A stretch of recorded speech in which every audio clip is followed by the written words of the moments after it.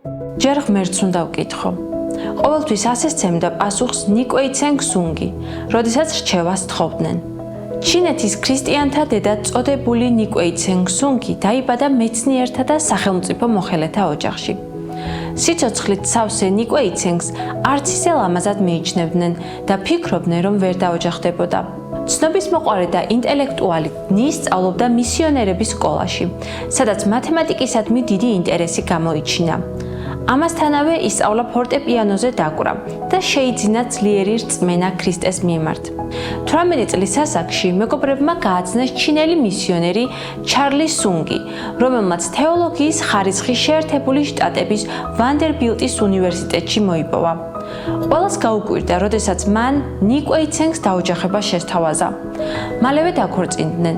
ქორწილს უამრავი ამერიკელი მისიონერი და ჩინეთის მნიშვნელოვანი მოქალაქე ესწრებოდა. გაზარდეს 6 შვილი, რომლებიც გამოჩენილი ბიზნესმენები და პოლიტიკური მოღვაწეები გახდნენ. მათი ერთ-ერთი ქალიშვილი, მეილინგი, დაქორწინდა გენერალ ჩიანგ კაიშეკზე, რომელიც მოგვიანებით ტაივანის პრეზიდენტი გახდა. ნი მთელი ცხოვრება ღმერთის ერთგული იყო. განმარტოვდებოდა და საათობით ლოცულობდა. ქმარიან შვილები რჩევას რომ სთხოვდნენ, ყოველთვის ერთსა და იმავე პასუხს სცემდა: ჯერ ღმერთს უნდა დავეკითხო.